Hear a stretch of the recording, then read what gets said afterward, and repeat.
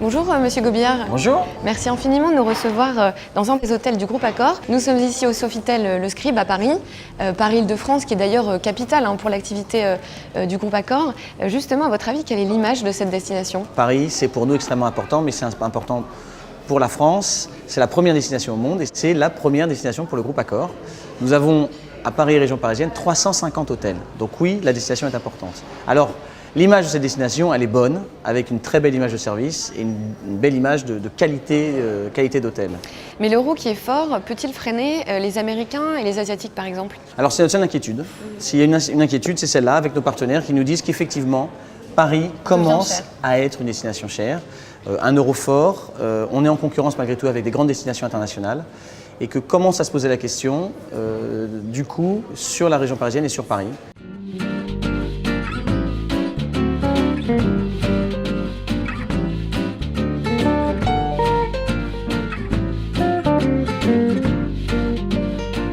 Alors 2012 a-t-elle été une bonne année pour le groupe Accor?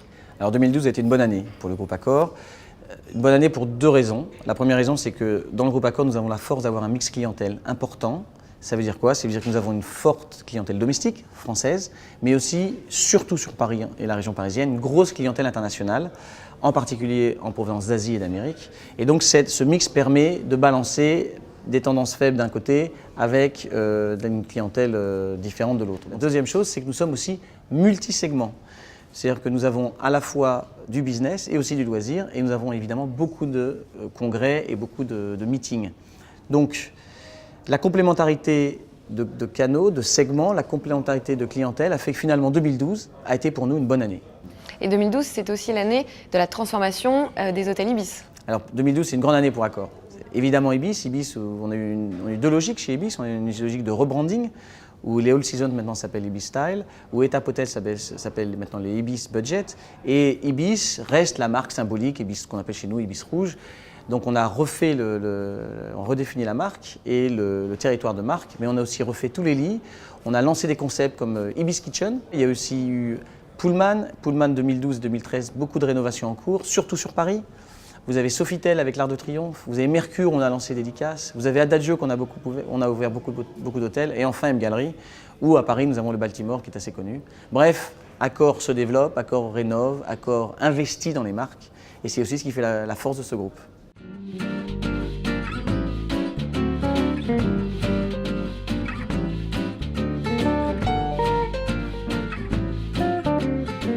Alors pour l'année 2013, quels sont les défis à relever pour le groupe Accor?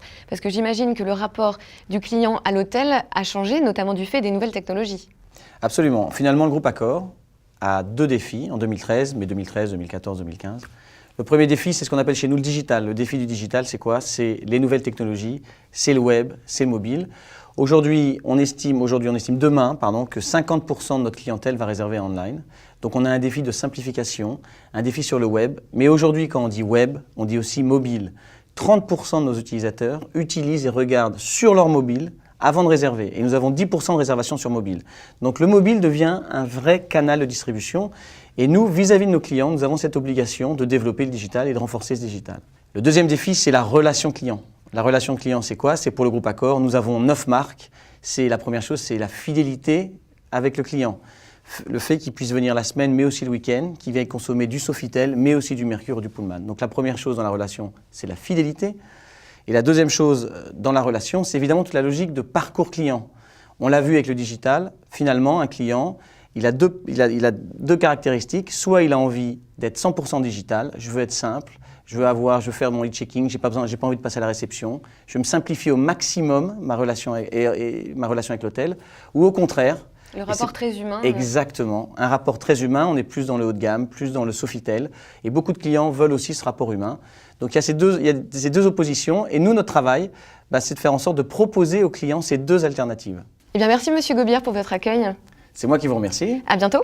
À bientôt dans les hôtels du groupe Accor.